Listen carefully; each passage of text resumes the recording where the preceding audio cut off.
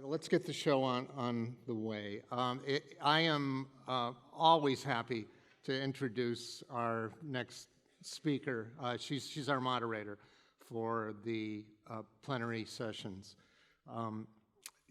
When we start these conferences, we have kind of an unofficial brain trust of people we go for ideas about trends and what's happening and who's doing great work out there. And one of my first calls is always to the estimable Professor Sheila Cornell at the Columbia Journalism School, who I am privileged to call a dear friend.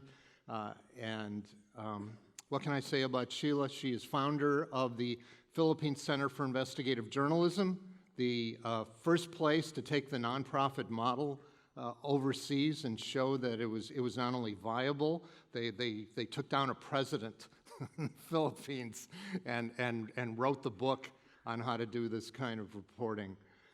Sheila went on to pioneer advanced investigative journalism, higher education at Columbia's J School, and won awards for her teaching. Sheila, come on up.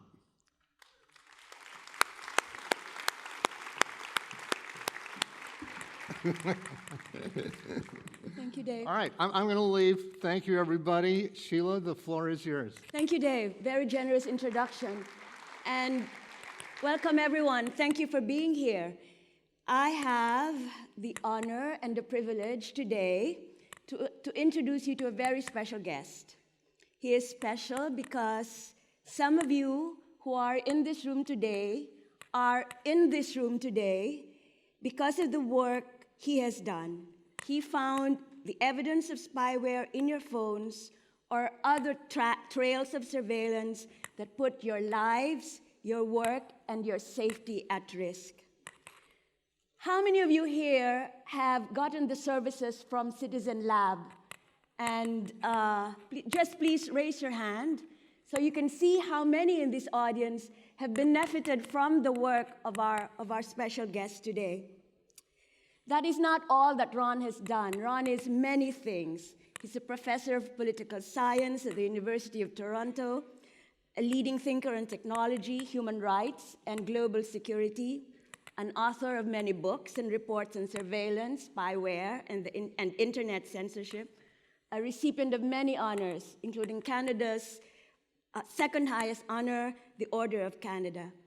Ron has worked with journalists in China, Southern Europe and Southeast Asia, Central America and Central Asia, France, Spain, Rwanda, and many more. You know what? I can go on and on, but I don't want to bore you. So I thought I would ask ChatGPT to write me a funny and engaging introduction to Ron. So here it is. This is the AI version of the introduction.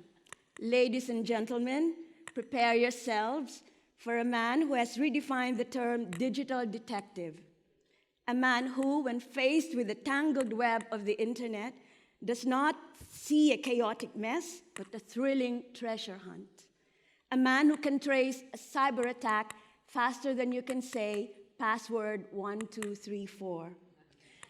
I introduce you to the James Bond of cybersecurity, the Sherlock Holmes of the dark web, the only man who could turn a cyber threat into a cyber joke, the man who once traced a nation-state attack to a single ham sandwich left on a keyboard.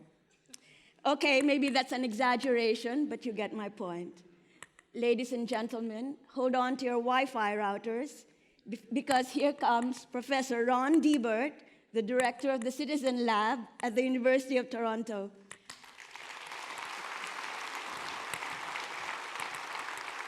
Oh my God. And one last thing.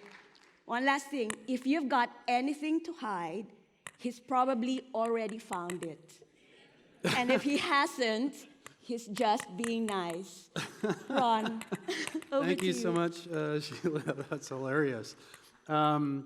Well, let me say, first of all, thank you, Sheila. Thank you, David, for the invitation. I'm so overwhelmed and honored to be here with you all. I don't think I've ever said this publicly slightly embarrassing disclosure I'm about to make. It was my dream as a high school student to be an investigative journalist. I was so passionate about it. I wrote for my high school newspaper, and so when I finished high school and graduated, of course, I applied to the journalism school in my local college at Vancouver, Canada, and I was rejected, sadly. Nonetheless, I've ended up working with journalists throughout my life, and I deeply admire every single person in this room for the work that you do. We couldn't do the work that we do at the Citizen Lab without all of what you do, and so I'm deeply, deeply grateful and honored for all of you being here and for the work that you do. First of all, I want everyone in this room to indulge me and hold up your phone right now. Everybody just take it out like you're at a rock concert. Oh, that's beautiful. I wish I could turn around and take a selfie right now. You obviously use it all the time. When was the last time you used it? You probably used it just a couple of seconds ago. Maybe you put a tweet out or you sent a message to a colleague. No doubt you use it continuously for the great work that you do. You record interviews with sources. You scan important documents with it. Of course, you send emails and text messages. It follows you around at this conference. Hopefully you have the conference app on your phone. I'm sure you checked the weather before you came to Gothenburg. You needed it for your flights and so on. It really is now your lifeline. You are never really apart from it. It is where all of your life, your private and your public and your professional life is funneled today. You keep it at your bedside table at night, turned on, charging. But I think as all of you in this room recognize, it's also become a major source of insecurity for a lot of people in the world, but especially for everybody in this room. I want to tell you a story about a recent case. This is one of your colleagues, Galin Timchenko, who is the co-founder of the exiled Russian media organization Medusa. Just last week, with our partners at Access Now and Medusa and the Washington Post, we published a report where we reported on our discovery that her phone had been hacked with very sophisticated spyware called Pegasus. I'm sure you've heard about it, manufactured by an Israeli mercenary surveillance firm called NSO Group. Now, Timchenko was alerted to this thanks to a notification she received, which you can see here, from Apple. Apple has started sending out these notifications. I would like to know, by show of hands, how many people in this room, if any, have received such a notification from Apple? Aha, okay. You, I want to speak to you after the keynote. Apple is doing us all a great favor. Now, she received this notification in June. She reached out to Access Now. She said, what's going on? What does this mean? Access Now then came to the Citizen Lab. We did forensic analysis on her device and determined that it was hacked the day before she was to attend a private meeting of Russian exiled journalists in Berlin. So somebody wanted to get inside of her phone and listen in on what was going on. Pegasus, this type of spyware, can silently activate the camera and the microphone, and of course capture all of the geolocation from the phone. Just 2 weeks earlier, Russia had designated Medusa as an undesirable organization. So people flee from persecution, much like she did, to a country like Latvia, where Medusa is based and where she lives now, hoping to get away from the type of threats and risks that they face in their home countries. Sadly, what we are seeing at the Citizen Lab is that digital transnational repression follows them around. There is really nowhere safe, and the consequences for the victims are enormous. Timchenko said when she learned about the hacking, it left her feeling, quote, like I've been stripped naked in the town square.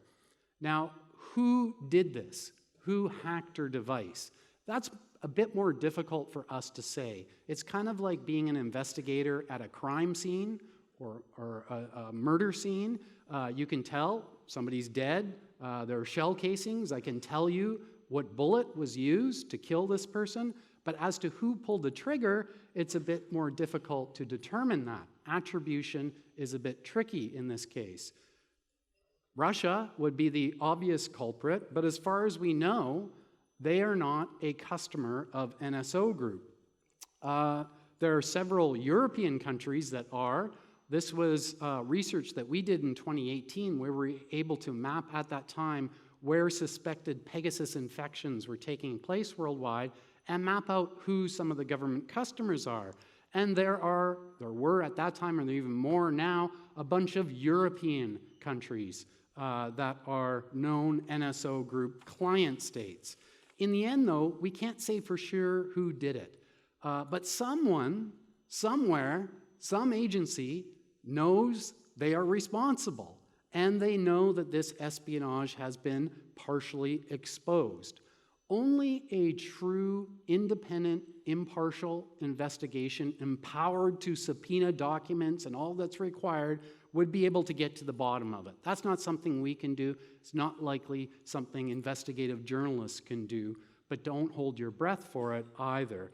Meanwhile, more journalists exiled from Russia are beginning to reach out to partners like Access Now and to us, saying that they also receive these type of notifications. Now let me say a bit about who we are at the Citizen Lab. So the Citizen Lab is based at the University of Toronto. It's established in 2001. I'm the founder. And our mission is to undertake research on digital security and human rights. Our signature is our mixture of methods, our interdisciplinary approach.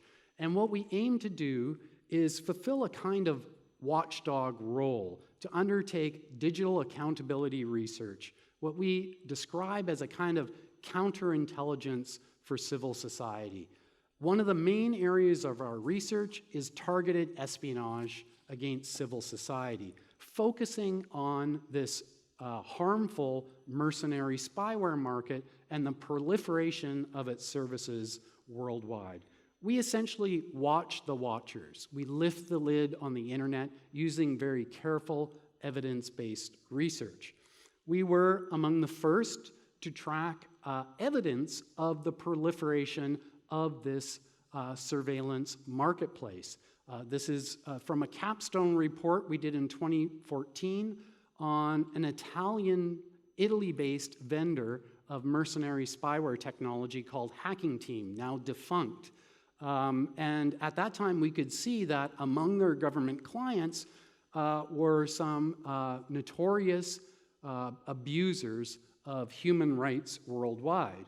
We did the same thing next year with a German-UK company called Finfisher, and you can see here, among their government clients, is an even more disturbing picture.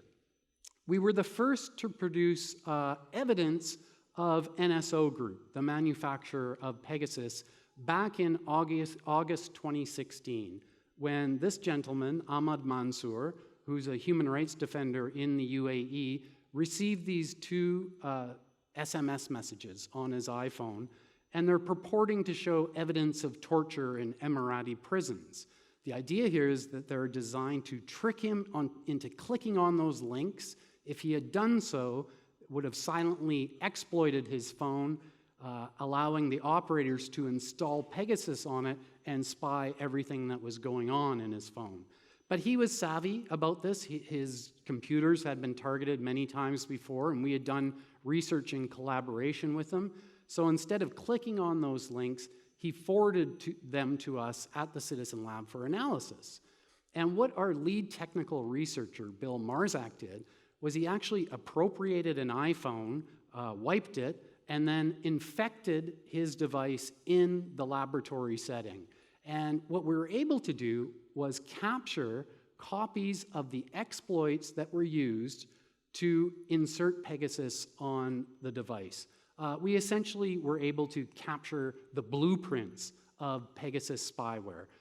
This was very important because at the time, NSO group was taking advantage of exploits that even Apple was unaware of. And so we did a responsible disclosure to Apple, and they pushed out an emergency security patch to more than 1 billion users worldwide. So we've been doing this type of research for many years now, and I guess one way to think about the Citizen Lab was we're kind of like an early warning system peering over the horizon. And what we have seen is seriously alarming. One big takeaway of our research is that there is an epidemic of harms targeting all of you in this room. I'd like to run through just a few examples from some of your colleagues with whom we've worked as part of these investigations. This is Javier Hardenas, a Mexican investigative journalist who years ago covered the drug cartels and Mexican government corruption. Obviously, one of the most dangerous beats in the world, one of the most dangerous places to practice investigative journalism. One day, sadly, he was gunned down in the streets because of his investigative reporting. Shortly afterwards, his wife, Griselda, who you can see here, and several of his colleagues received text messages that we determined were laden with NSO group exploit links. So the question is, why would someone interested in solving his murder want to find out what his colleagues at his newspaper and his wife had on their phones? Why would they want to eavesdrop on what was going on there?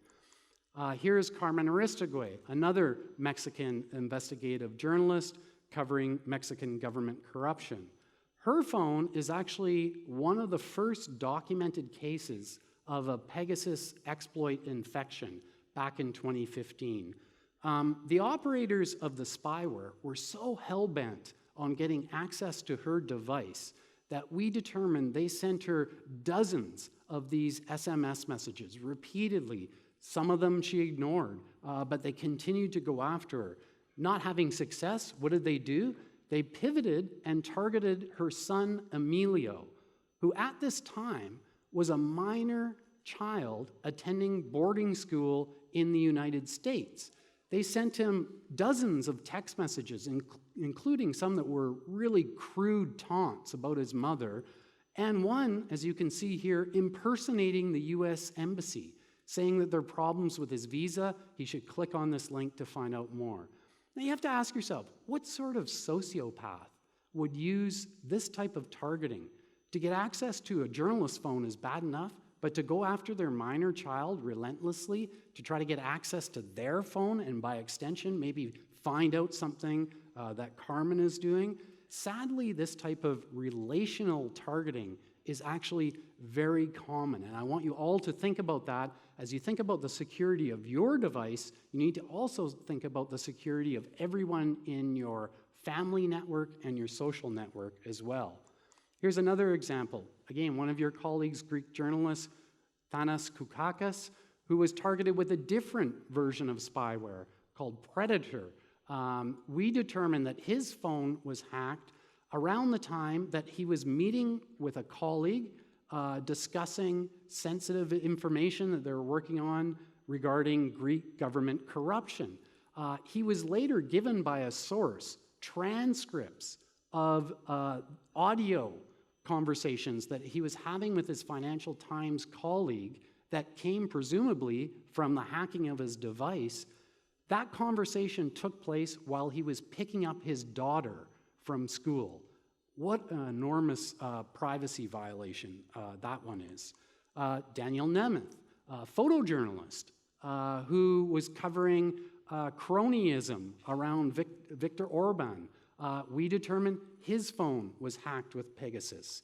Al Jazeera, we worked with the IT team at Al Jazeera and found out that more than 36 journalists, producers, and anchors all had their phones hacked with Pegasus, including many of the producers and journalists' personal phones. Now, you may carry around separate devices for your work and your private lives, But that's not going to stop the spies who can very readily find out that you have those two devices, and they're going to go after your personal phone. Another example from El Salvador, El Faro. Working with partners there, we discovered 35 victims of independent media organizations and journalists all had their phones hacked with Pegasus spyware. Carlos Dada is here somewhere. He's going to be on the panel soon, and he can tell us more about that experience. Here's Ben Hubbard, the New York Times chief Middle East correspondent, who was covering, among other things, the execution of his colleague Jamal Khashoggi and writing a book on Mohammed bin Salman. When we wrote a report in 2018 showing that one of Jamal's closest friends, a Canadian, Omar Abdul Aziz, had his phone hacked with Pegasus, Ben reached out and said, you know, I saw the text message that Omar received that you guys published. I received a very similar text message. So we analyzed his phone and we said it was hacked. He went to NSO Group for comment before publishing the story, and they swore up and down. They said, absolutely not. We checked everything. We checked with our clients. We looked at our infrastructure. I can tell you the Citizen Lab is wrong. We then went back a couple years later, once we had started to develop more advanced forensic techniques that allowed us to go inside a device's crash logs and look at process names that we could say definitively 100% are attributable to an infection.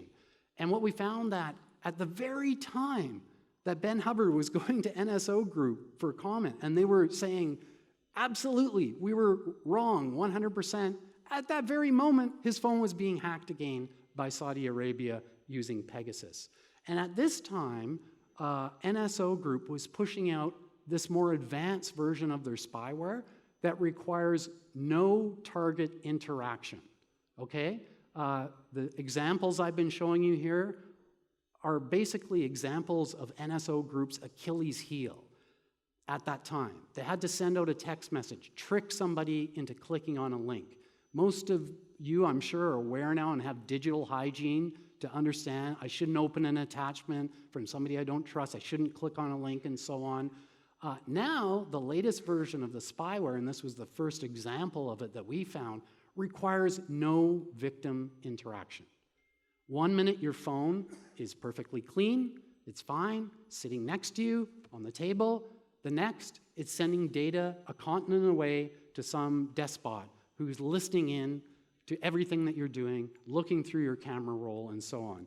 Ben described it as being robbed by a ghost, which I think is an apt example. Now, why do governments spy and target journalists? I think I don't need to tell anybody in this room why. You all have very sensitive information that you're working with. You're dealing with sources that are putting their lives at risk to meet with you. You're having confidential meetings. Even when you turn your phone off, perhaps, you're meeting in a park somewhere. Autocrats, despots, dictators want to neutralize what you're doing. And that's why they want to get inside your device and find out what you're doing. Now, if you ask some of these companies, they'll push out a familiar refrain. If you're a criminal, don't be afraid. Our technology is sold to government agencies to investigate serious matters of crime, terrorism, and national security, and we do due diligence to make sure it's not abused. The big, obvious problem here, though, is who is a criminal, who is a terrorist. It's all in the eye of the beholder. For someone like Modi, a journalist, like all of you in this room, is a national security risk. Jamal Khashoggi, to Mohammed bin Salman, is a terrorist. So these definitions don't mean anything when what counts as a criminal or a terrorist is all in the eye of the beholder.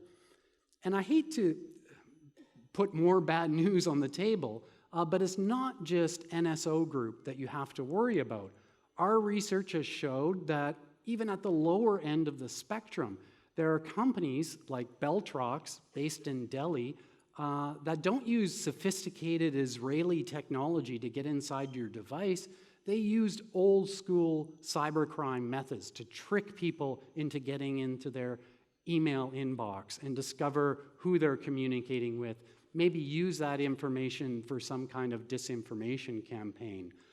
Their slogan, by the way, which I thought was apt, is "You desire, we do."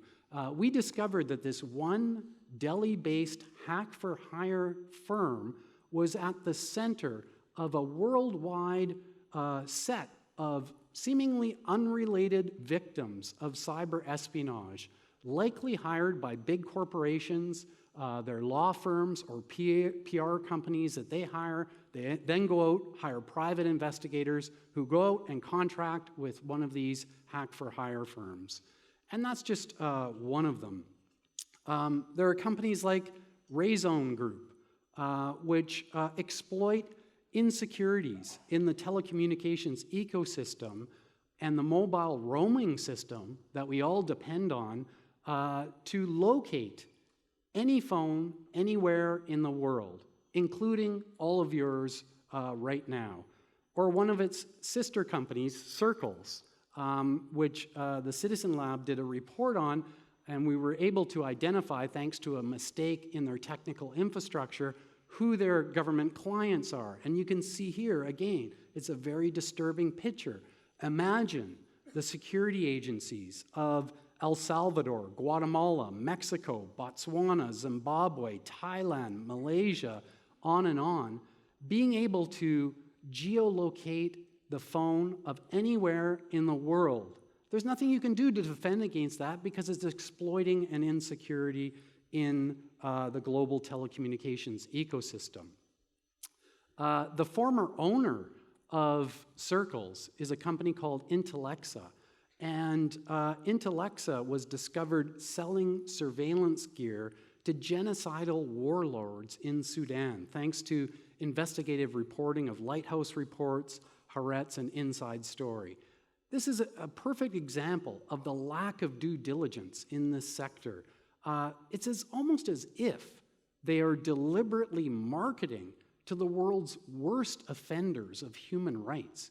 It's as if the market is oriented towards facilitating authoritarian repression. Here's another firm, Ability. They get the award for the creepiest slogan: "While others talk, we listen." Surprise, surprise, a company that's made up of veterans of Israel's intelligence agency. There are firms like Aspectum, location tracking data, advertising-based surveillance. This is all now de rigueur in this sector. They gobble up data that is gathered by applications for commercial data surveillance, for surveillance capitalism, to build dossiers on targets and sell them to government clients. They even advertise that they can help governments assist investigations into, look here, social unrest monitoring. In the United States, thanks to, again, investigative journalists, we know that security agencies in that country now routinely purchase this type of location tracking data, all without a warrant. Consider the Israeli-based firm Psy Group. This is an example of the market that is emerging for full-spectrum clandestine operations, traditionally the sole preserve of state intelligence agencies. This company's slogan, "Reality is a matter of perception," I see. And then there's the stuff of more classic vintage, deep due diligence. I wonder what that is. Honey traps, covert approaches. At the center of this company was this person, George Nader, who was involved in brokering sales for Psy Group. He also helped organize meetings between the UAE and Trump associates, Jared Kushner, Michael Flynn, Steve Bannon, Eric Prince, wonderful crowd. These meetings became the focus of the Mueller investigations. Psy Group eventually went insolvent, but the talent just migrates elsewhere. This is one among dozens of firms that do this sort of thing. For the ultra-rich, operating in what must seem like rarefied air, seemingly insulated from any serious risk of legal exposure by their coterie of well-paid professional advisors, undertaking these type of illicit activities has sadly become the new normal. The dark arts of espionage, sabotage, subversion, and even assassination, once entirely monopolized by governments, is now a commodity. It's become privatized. That's unprecedented in human history. Veterans of state intelligence agencies that have been trained in real-life experiences of things like source management, extortion, blackmail, and psychological manipulation.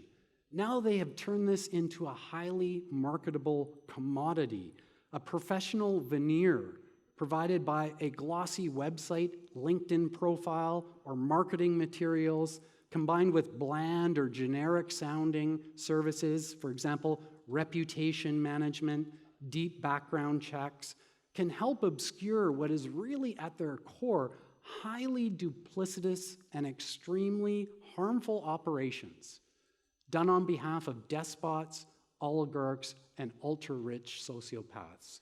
I think I can speak about this from some experience because we ourselves at the Citizen Lab were targeted by one of these firms, and working with Associated Press journalists, we managed to turn the tables and expose them. It turned out to be a company called Black Cube, made up of veterans of Israel's elite Mossad intelligence agency. The privatization of the Mossad.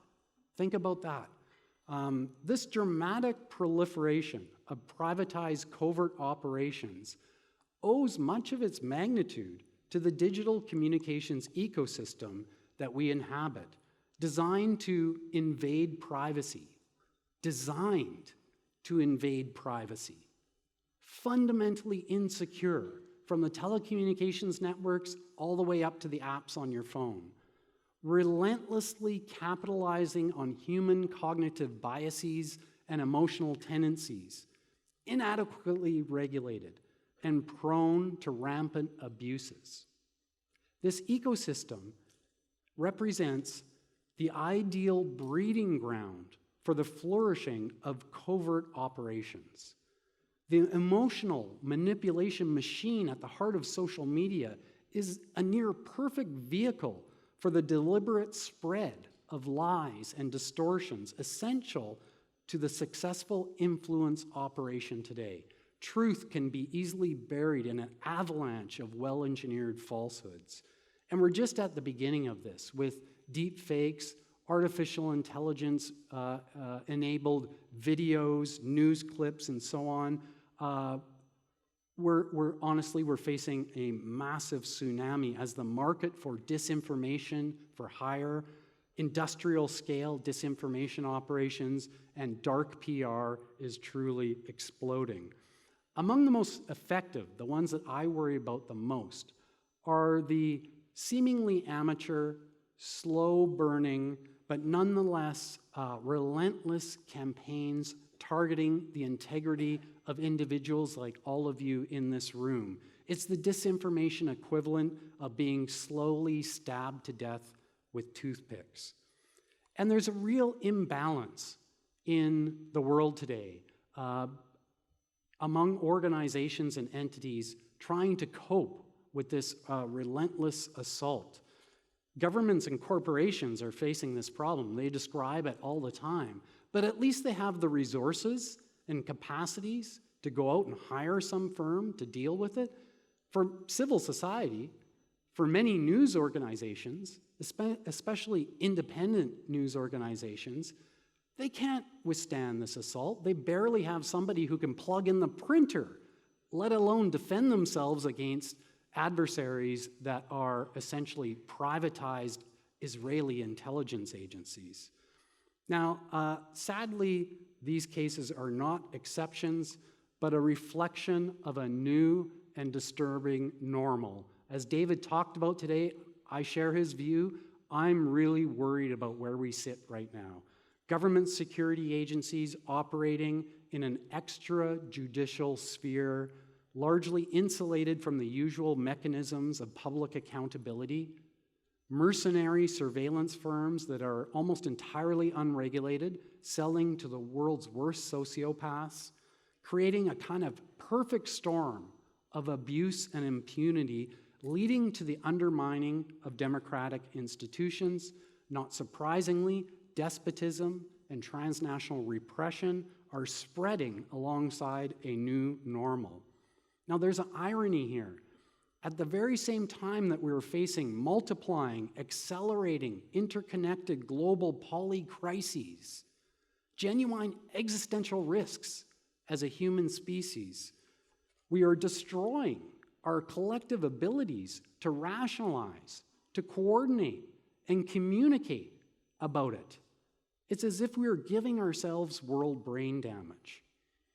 Now, what is to be done about all of this?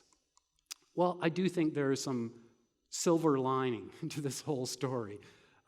First of all, we need to remind ourselves that investigative reporting, responsible disclosures, and other work that we all do together here can have a huge impact.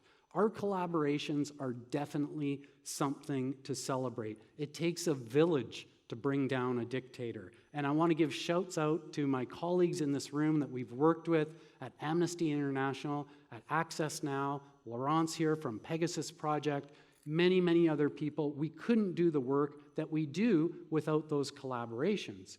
And they have tangible, material impacts on your practical security. Back in November 2021, we obtained another copy of the exploits that NSO Group was using at that time to install Pegasus on a phone, in this case from a Saudi women's rights activist, Loujain Al-Hatul. We made the disclosure to Apple. They issued a security update. That was great. That protected everybody's digital security. But Apple, to our surprise, went further. They said that they were going to start notifying victims. And those notifications are kind of like they shook a tree and the fruit is falling down of victims worldwide, leading to more discoveries by us and others. They introduced a new feature called lockdown mode. How many of you who use iPhone have lockdown mode installed? One, maybe two, three, not many. I'm telling you, well, actually quite a few. That's good to see. That is the single best thing you can do right now. We have not yet observed a single spyware infection on a device that had lockdown mode enabled. We need stronger countermeasures. We need governments to do their job here. And again here, the story is actually fairly promising.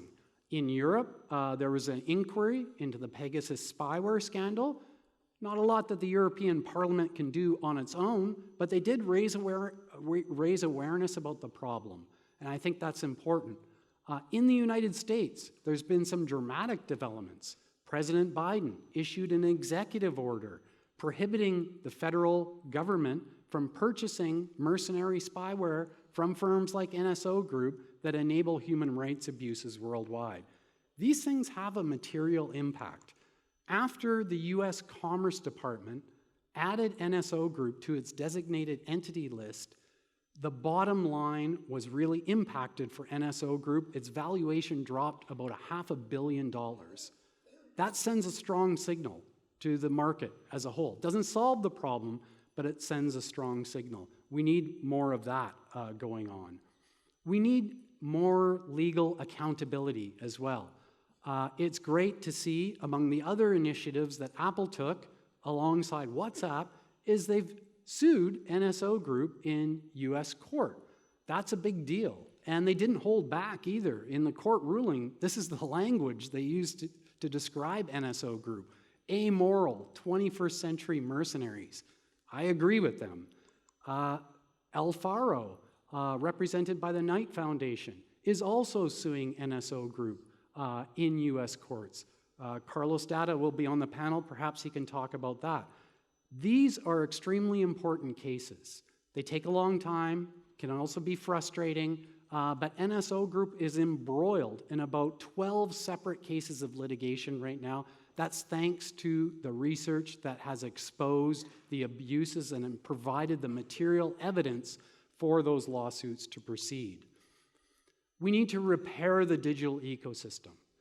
The fundamental problem at the root of a lot of the syndromes I'm describing has to do with the business model of the personal data surveillance economy.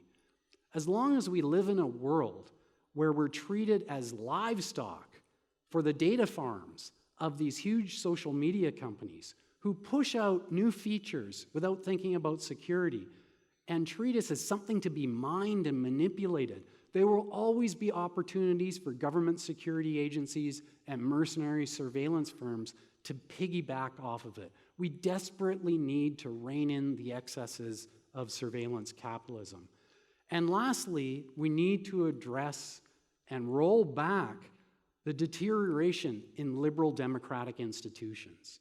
The spread of authoritarianism is deeply troubling, but equally troubling for me is the extent to which liberal democratic institutions are eroding in the hearts of democracies themselves. We know about the spread of far-right populism, but the attacks on investigative journalists, on lawyers that we've observed, on democratic opposition, on people who have fled to countries like Sweden or Canada for their safety, are concerning. And this is happening at the same time that most of the security agencies in these countries, mine included, still operate in a kind of Cold War mentality. They operate in the shadows with limited or flawed accountability mechanisms. We need to push for greater oversight over our own security agencies if we can credibly stand up and say that what dictators are doing abroad is wrong. I want to thank you all. I really look forward to being here in this conference. The last thing I'm going to say to you, especially those of you who received Apple notifications, we have a spyware checking booth. I don't know exactly what room it's in, but that's what I'm going to be doing. The rest of the time I'm here at the conference. I welcome you there. We'll check your devices and at the very least give you some reassurance and maybe some peace of mind that you're okay for now. Thank you for all of your courageous work. I appreciate it, and have a great time.